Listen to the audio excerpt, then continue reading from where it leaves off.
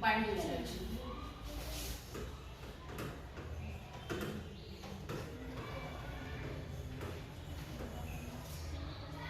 Okay, boring हो रहा है? इमेजिन कर पा रहे हो? इमेजिन करो तो आप लोगों को सब चीजें अच्छी लगेंगी। आप लोग इस समय कहाँ पर हो? कहाँ पर बैठे हो? क्लास में नहीं, क्लास में नहीं बैठे हो अभी आप लोग। अभी आप लोग न्यूक्लियस के अंदर बैठे हुए हो।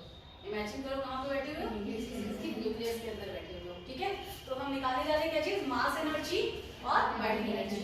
आइंस्टाइन एक साइंटिस्ट का नाम सुना हुआ है?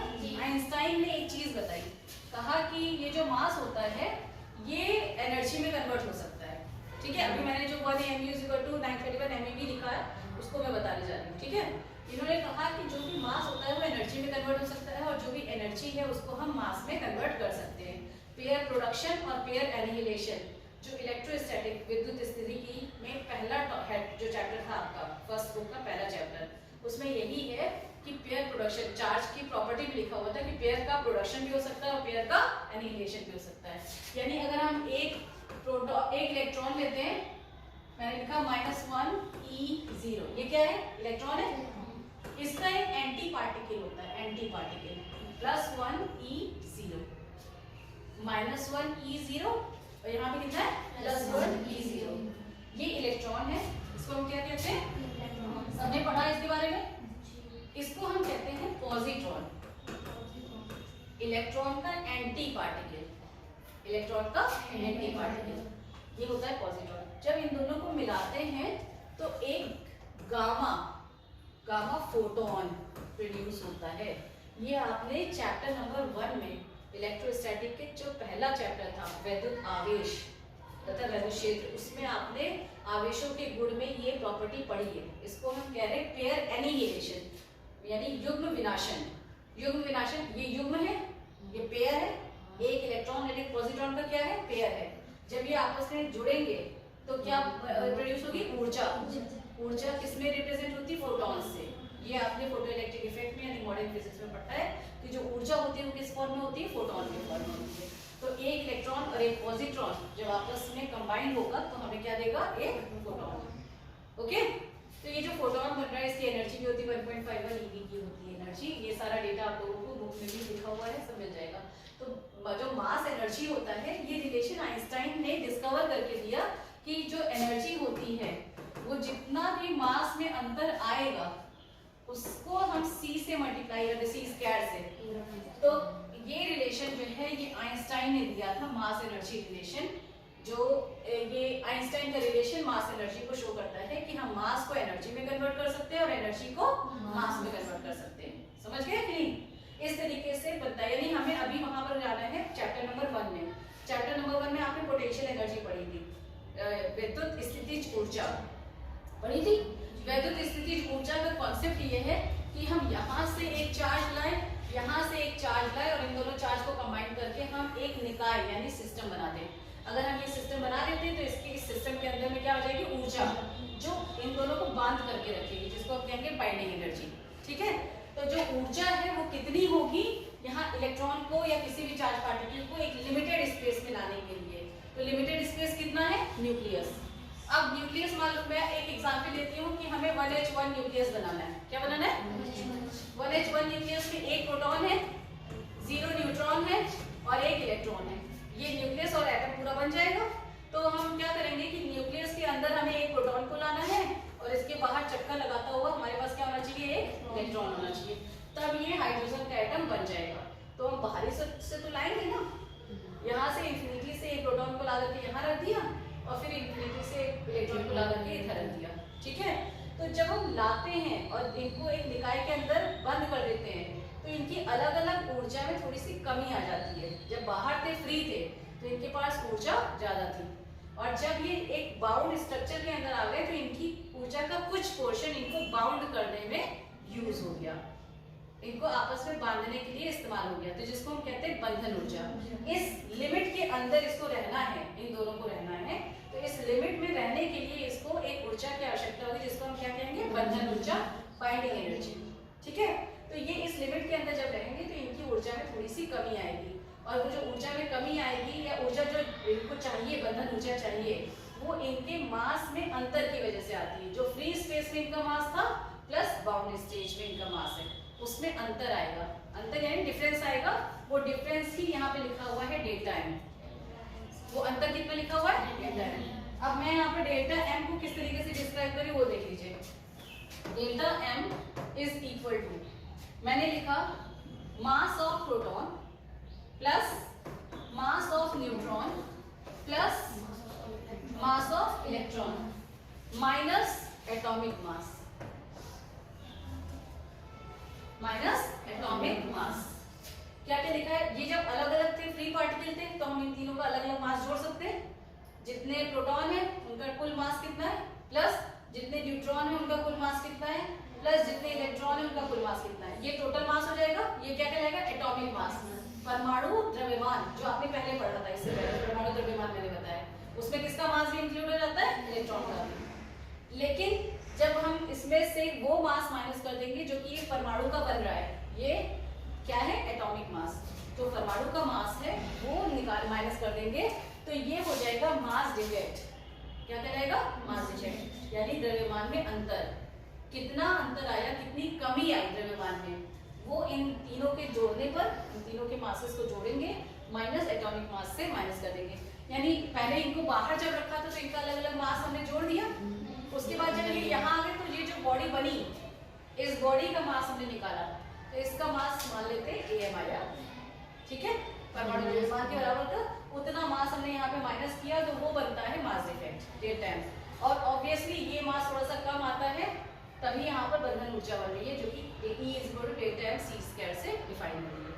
तो डेल्टा एम सी स्क्वायर में डेल्टा एम का मतलब समझ में आ गया सबको? डेल्टा एम क्या है? पार्टिकल्स का अलग अलग मास को हम जोड़ दें, माइनस जो एटम बनेगा उसका द्रव्यमान हम यहाँ पर माइनस कर दें, तो इससे बनेगा डेल्टा एम। अब C क्या है? C है स्पीड ऑफ लाइट। क्योंकि मैंने आपको यहाँ बताया कि जब परमाणु, जब ये पार्टिकल मिलते हैं आपस में तो इसकी ऊर्जा जनरेट होती है, पेयर एनिहिलेशन हो रहा है, युग्म विनाशन हो रहा है, तो क्या होती है? ऊर्जा जनरेट होती है। तो वो जो ऊर्जा होती है वो फोटोन के फॉर्म में होती है। फोटोन में इलेक्ट्रोमैग्नेटिक पार्टिकल, और जितनी भी इलेक्ट्रोमैग्नेटिक वेव है उनकी स्पीड कितनी होती है?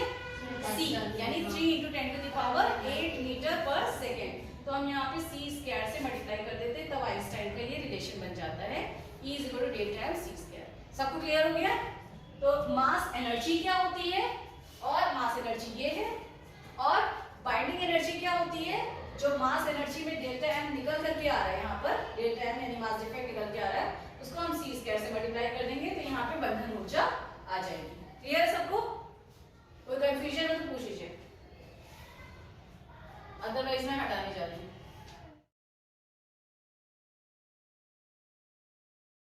बाइंडिंग एनर्जी पर न्यूक्लियॉन, बाइंडिंग एनर्जी को हम BE से भी रिप्रेजेंट करते हैं, बाइंडिंग एनर्जी पर न्यूक्लियॉन। अच्छा, न्यूक्लियॉन जो होता है proton plus number of neutron, उसको हम कंबाइंडिंग क्या कहते हैं? न्यूक्लियॉन। यानी न्यूक्लियस के अंदर रहने वाले पार्टिकल को क्या कहते हैं? न्यूक्लियॉन। न्यूक्लियस के अंदर क्या क्या रहते हैं? प्रोटॉन और न्यूट्रॉन। तो प्रोटॉन और न्यूट्रॉनों की संख्या, कुल संख्या जो होती है वो क्या कहलाती है? न्यूक्लियॉन। मास भी कह सकते हैं। तो यहाँ पे बाइंडिंग एनर्जी पर मास नंबर वर्सेस हम किसके बीच में ग्राफ बना रहे हैं? Mass number. इसमें एक ग्राफ बनना है, वो ग्राफ इंपॉर्टेंट है आगे के लिए, इसलिए उस ग्राफ को समझ लीजिए, ठीक है। यहाँ पे आप लोग इस तरीके का एक ग्राफ बनाएंगे, यहाँ पे बाइंडिंग एनर्जी पर न्यूक्लियॉन हो गई और इस साइड में हो गए न्यूक्लियॉन नंबर, ठीक है। बाइंडिंग एनर्जी पर न्यूक्लियॉन, और ये वैल्यू जो होती है MeV में होती है, बाइंडिंग एनर्जी पर न्यूक्लियॉन, क्योंकि न्यूक्लियॉन नंबर का कोई यूनिट नहीं होगा, बाइंडिंग एनर्जी का यूनिट होगा, ठीक है। और यहाँ पे हो गया न्यूक्लियॉन नंबर, यानी कि आपका ये Z प्लस आपका A-Z नंबर को शो कर रहा है, ठीक है। चलिए, इसके बीच में जो ग्राफ आता है वो आपकी बुक में बना हुआ है 1 2 3, 3 पीक के बाद से हमें स्टार्ट करना है। यहाँ पर 1 2 3 इस तरीके से ग्राफ जाता है, ठीक है। 1 2 3, ये 3 जो है ये 3 पीक्स हैं आप लोगों के हीलियम, कार्बन और ऑक्सीजन के। हीलियम, कार्बन और ऑक्सीजन के, ठीक है। ये 3 पीक्स हैं। एकदम टॉप पर जो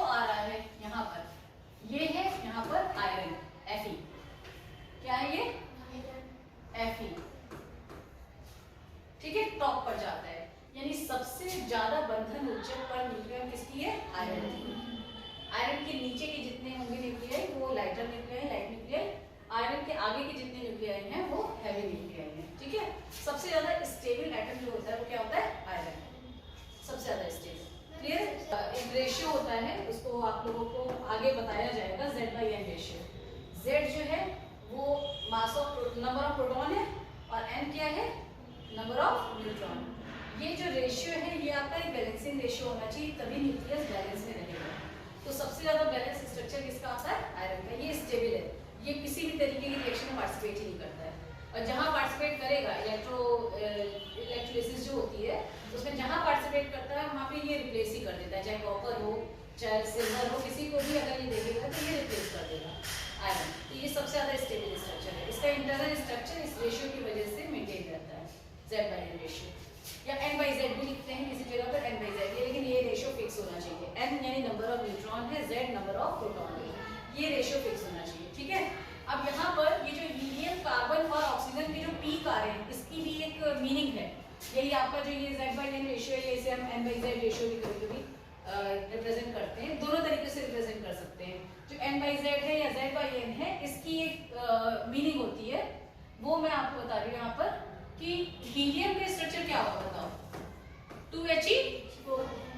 नंबर ऑफ प्रोटॉन कितने? 2। Number of neutron? 4। Number of neutron 4 - 2 2। ये तो 4 किसका है? प्रोटॉन और न्यूट्रॉन दोनों का मिला करके 4 - 2 2। उसी तरीके से कार्बन का 6C12। Number of proton 6, number of neutron 6, 12 - 6 6 हुआ। ऑक्सीजन का ले लेते हैं 8O16। Number of proton 8, number of neutron 8। तो ये जो N/Z रेशियो आएगा इसमें, इसकी वैल्यू ये कितनी हो जाएगी? 1। नंबर ऑफ न्यूट्रॉन और प्रोटॉन इक्वल हो गए, दोनों में इक्वल आ रहे हैं ना, सब में तीनों में। तो ये जो इक्वल है ये मोस्ट स्टेबल स्ट्रक्चर में आ जाते हैं। ठीक है, यही चीज यहाँ पर आयरन में भी अप्लाई हो रही होती है। तो जहाँ पर N/Z रेशियो या Z/N रेशियो 1 में आ जा रहा है तो ये आपका शो कर रहा है कि ये स्टेबल न्यूक्लियाई है। और स्टेबल न्यूक्लियाई की एक ये भी खासियत होती है कि अगर हम इस ग्राफ में बनाते हैं तो बंधन ऊर्जा पर न्यूक्लियॉन के हाई पे रहती है बाकी ऑर्बिट के, बाकी न्यूक्लियस के कंपैरिजन में। यहाँ पर जो आयरन की बंधन ऊर्जा पर न्यूक्लियॉन है ये 8.8 MeV पर न्यूक्लियॉन आती है। 8.8 सबसे ज्यादा किसकी है? आयरन। और बाकी इनकी थोड़ी सी कम है, लेकिन इतनी भी कम नहीं है। इनके जो लेबर न्यूक्लियाई हैं, लेबर न्यूक्लियाई कौन कौन से आएंगे बताओ? लेबर न्यूक्लियाई कार्बन से पहले कौन सा आता है एटम? कार्बन से पहले लिथियम, बोरॉन आता है ना। बोरॉन 5 है ना, 5 नंबर, तो बोरॉन आता है। बोरॉन यहाँ कहीं नीचे आ रहा होगा, इस जगह पे बोरॉन होगा। ठीक है, और कार्बन के बाद कौन सा होता है? नाइट्रोजन। नाइट्रोजन कहीं इधर आ रहा होगा।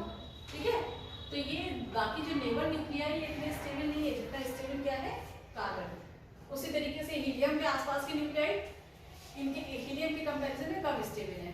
ठीक है, उसी तरीके से ऑक्सीजन के आसपास के न्यूक्लियाई ऑक्सीजन के कंपैरिजन में कम स्टेबल है। ठीक है, तो ये जो स्ट्रक्चर है ये शो कर रहा है कि स्टेबिलिटी उनकी ज्यादा होगी जिसकी बाइंडिंग एनर्जी ज्यादा है, जिसकी बंधन ऊर्जा ज्यादा है। तो बंधन ऊर्जा सबसे ज्यादा किसकी होती है? आयरन की। तो सबसे स्टेबल न्यूक्लियाई कौन सा है? आयरन। और उसके बाद जो न्यूक्लियाई ये पीक्स हीलियम, कार्बन और ऑक्सीजन, ये न्यूक्लियाई उसके बाद स्टेबल न्यूक्लियाई। ये किसी रिएक्शन जो स्टेबल होगा ना वो रिएक्शन पार्टिसिपेट ही नहीं करेगा।